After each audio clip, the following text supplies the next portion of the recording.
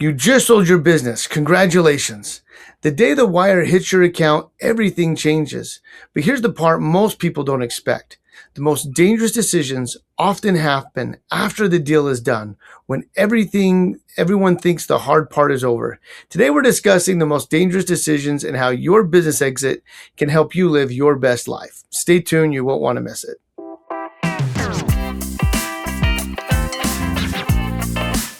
Welcome in. This is Legacy Beyond Wealth. I'm Ben George with Rob Shelton at Axio Wealth Management. And this will be kind of we're going to do a three-part, not really series, but all these kind of conversations we're going to have for business owners over the next few videos will all tie together. So make sure you subscribe to the channel. Again, if you have any questions for Rob, if you're a business owner thinking about selling your business, want to make sure you're planning appropriately for the money afterwards. And a lot of these conversations we're going to have here on the YouTube channel and on the podcast. So make sure you reach out if you have questions, AxioWM.com. But as Rob mentioned, today we're talking about what to do in those first 90 days after a business sale, Rob. And I think it's an interesting place to start because I think a lot of business owners imagine the sale, they think of it as a finish line, right? Man, I finally got there. I sold the business, signed the documents, the wire hits, and there's just kind of this sense of relief, I'm sure. But why do you say that period right after there is so dangerous? Yeah, just like most things in our lives that can be dangerous is because it's emotionally loaded.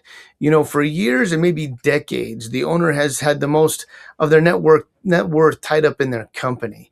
And they've been making payroll, solving problems, carrying risk, and pushing towards an outcome. Then all of a sudden there's this liquidity and there's a number on a statement that might be larger than they've ever seen before personally. And that creates a strange mix of emotions. You've got relief, pride, fatigue, excitement, and maybe even a little bit of grief. And when these emotions are high, people can make decisions too quickly. They may buy the vacation home, make large gifts, invest in a friend's deal, or they promise money to family.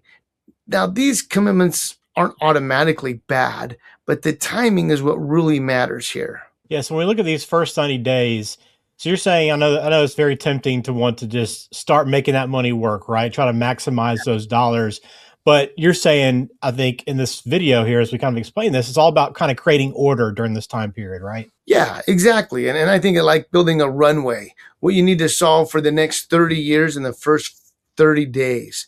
But you do need to make sure that you don't create problems that are hard to be able to unwind. That means that you start with the basics. Where's the money going to sit? How much should be reserved for taxes? What commitments have you already made that are part of the existing deals, like escrow provisions, seller notes, earnouts, or rollover equity? What personal debt should be paid off? And what needs to be coordinated with your tax professional or attorney before anything moves? A lot of questions, a lot to think about for sure, again, which is why you work with someone that's got your best interest in mind, can help you really figure out the answers to these questions and start working through that process. So what we like to do here, as always on the show, is, give some practical guidance for somebody that's in this position. So Rob, let's say the wire hits for someone. What's the very first question that they should be asking? Yeah, what portion of this money is actually mine to be able to plan with right now? And that sounds pretty simple, but it is often overlooked.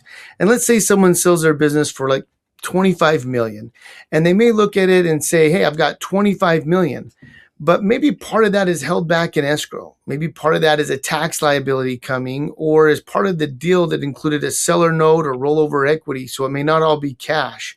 And maybe the owner has a transaction expenses or legal bills or bonuses they promised to pay key employees, or debt to retire.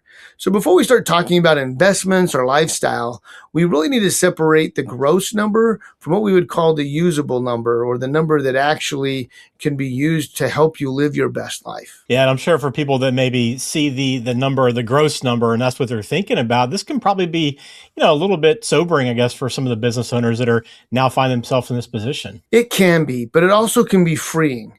Clarity reduces anxiety. I think back to a client that we worked with that was looking to sell their company. And as we talked through the numbers and the usable portion at the end, he felt like he needed more out of the deal, which led for him to be able to go back and look for other buyers and get a lot better deal put together for himself. But had he just moved forward on the gross number, that could have created a lot of anxiety post-transaction. And a lot of wealthy people feel that uncertainty, not just because they don't have enough, but because they don't know what the number actually means. When you take a liquidity event and break it down into categories, it gets a little bit more manageable. What we like to do is kind of do what we call a bucket strategy. So we say, hey, here's the tax reserve, here's the short-term spending reserves, here's your long-term investment pool, and here's the money that we have earmarked for family or for philanthropy. And there's the money we don't touch till the obligations are fully understood and completed. Well, you mentioned taxes, and I know that's something we talk about, a lot here on Legacy Beyond Wealth is talk about that tax planning aspect because many people overlook that. But how quickly should you be having those conversations around taxes, Rob, when you're in this position? Yeah, really, it should be before closing. When I'm working with a business owner right now, $30 million valuation that they have, and they're about 3 years out from selling. And I would say that kind of be that sweet spot, 2 to 3 years beforehand, because it really allows us to fine tune a lot of things. Because once the sale closes, some doors may be already shut and it might be too late to take advantage of various tax strategies. But even after closing, you still need a disciplined tax reserve. And I just want to be very clear. This is not about guessing. This is where your tax professional needs to be involved. Questions that we would want to be able to make sure that we look at before the sale of the company. Is this an asset sale or a stock sale? How much of it is capital gains? Is there any portion of it that's ordinary income? And are there any state taxes? Did the owner move states recently? Are there any estimated payments? I mean, there's a lot that goes into this. And really the mistake is mentally spending the gross proceeds before the tax picture is really clear. And that's what really can be a painful surprise later on. Yeah, I don't know. I mean, we're talking business owners here, Rob, but I guess that applies to a lot of people, right? Especially as they're planning for retirement and see their IRAs or the 401ks, and they see that money before that tax picture is clear. It can be a surprise for a lot of people, but for business owners, that also rings true. Now, for those that have now this sudden kind of influx of cash and they're sitting on a lot of cash now, I know, people might be quick to want to invest that money and get it working for them, right? How quickly should you be doing that? Should you be, I know obviously having some conversations about how to invest that money, but how quickly do you want to get that money working for you? That's a great question. And a lot of times financial professionals like myself may want to have you start sooner than later. But I think the key word here is you want to be very careful. And careful in the way that we want to make sure that the business owner is comfortable with the risk, but it's usually a risk they understand. So when we look at it, I use the analogy a lot about jumping into the deep end of the pool and doing a cannonball. When I was younger, I loved to be able to do that. But now that I'm older, I tend to be a little bit more careful about how I enter the pool. I might start in the shallow end and slowly wade in, getting used to the waters. And I think as a business owner, the one that hasn't had a lot of experience investing in public markets or private investments or real estate, it's so different to them. And so having them be able to wade into the waters at a level or at a speed that they feel comfortable with is so important, and more important than just the timing of the market. So we don't want to just simply take an entrepreneurial risk profile and dump it in without at least having a really good discussion to begin with. And that first step really is about creating what we would call kind of an investment policy. What does the money need to accomplish? How much income do we need? Growth, preservation, legacy, charitable giving, future business ventures.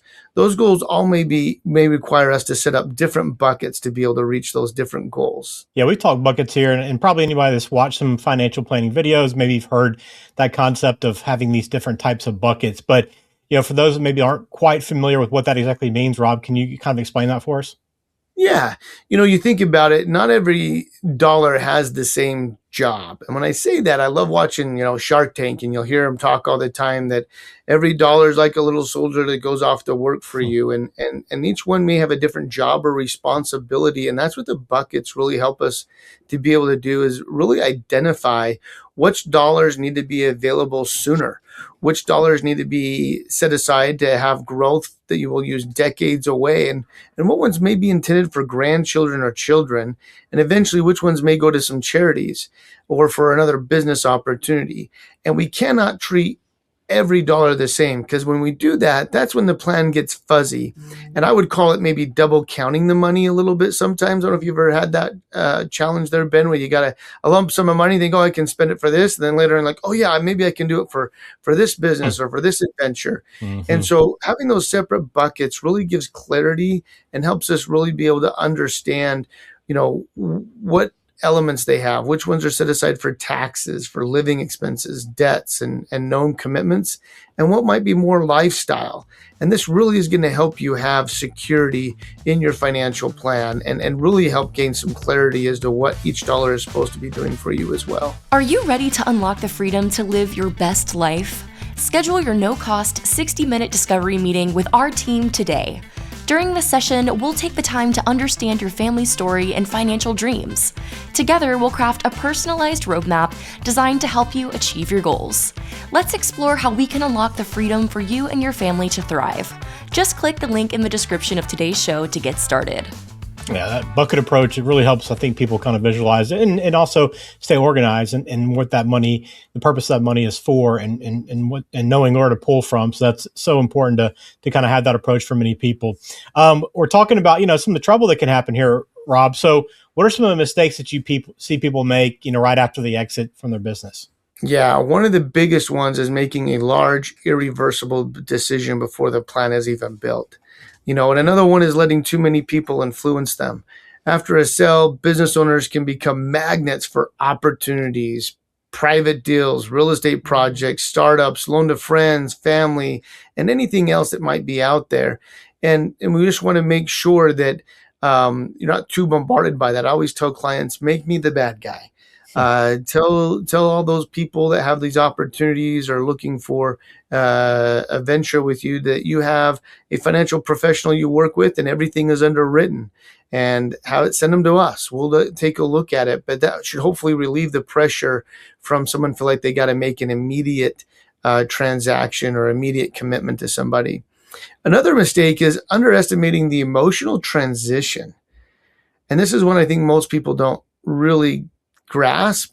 And that's many owners think once I sell, I'll just relax. Maybe I'll go golfing or do whatever you dream you could do with all the time in the world. But then they wake up and realize that the business gave them structure.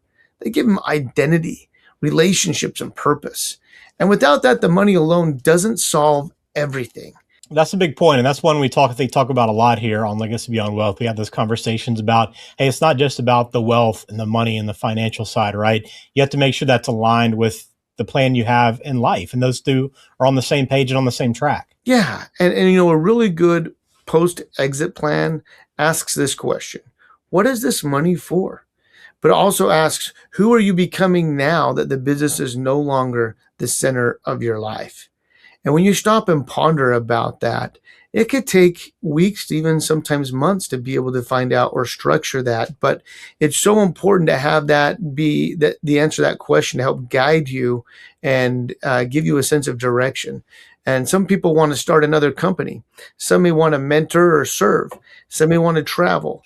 But if you don't name that, the money becomes just a distraction instead of a tool to helping you live what truly can be your best life. Well, let's help out some people maybe that would be watching this video that are business owners that maybe are thinking about, selling their business or getting close to that point. And then maybe those that have already sold and now kind of looking for a little bit of guidance. But let's start with that first category, Rob. Someone that's maybe, let's say, 6 months away from potential sell.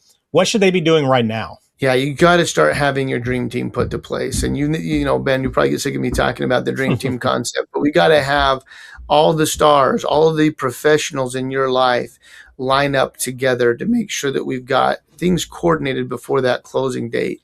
This usually includes the merger and acquisition attorney, the tax professional, the estate planning attorney, your insurance professional, and your wealth advisor.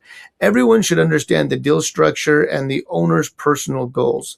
The worst vision when each professional only sees their own piece of the puzzle, and the attorney handles the deal, the tax professional handles the taxes, and the advisor handles the investments, and no one's connecting the dots. And that's where things really get missed. All right. What about someone that maybe is going, man, I've already made the sale. I hadn't put my dream team together. I haven't been thinking through a lot of this stuff yet. What should I be doing now? Yeah, I would say don't panic. Just pause. Gather the documents, clarify the tax reserve, and map out the near-term cash needs and avoid big commitments until we can get a chance to be able to meet together. I think when you can sit down and define again, what is all of this for? What's the purpose of it? That can give you clarity and direction beyond anything else. And if you're feeling like you're missing that clarity, we'd love to be able to sit down through a discovery meeting and see if we couldn't help you with that. Yeah, it's all about, for business owners in this position, not, hey, what can I be doing with the money right now? What can I be investing in? How can I put this to work? It's about, hey, what can I do to be very intentional right now? And that's what Axio Wealth Management helps all their clients with. If you have questions, as Rob mentioned, you can take advantage of that discovery call. Just log on, axiowm.com. All that contact information is also in the show description as well, so it's easy to get in touch. And log on to the website too. Learn more about the business and Rob and the team there and how they help families all the time and business owners help live their best life, right? That's the whole reason for the show and why we have these conversations every single week. So hopefully you've gotten some out of this one. And if you have, please subscribe. We'd appreciate that support. Leave a comment too if you have a thought or question. Most importantly, though, reach out if you want to begin planning. Rob, as always, thanks for the insight. Thanks, Ben.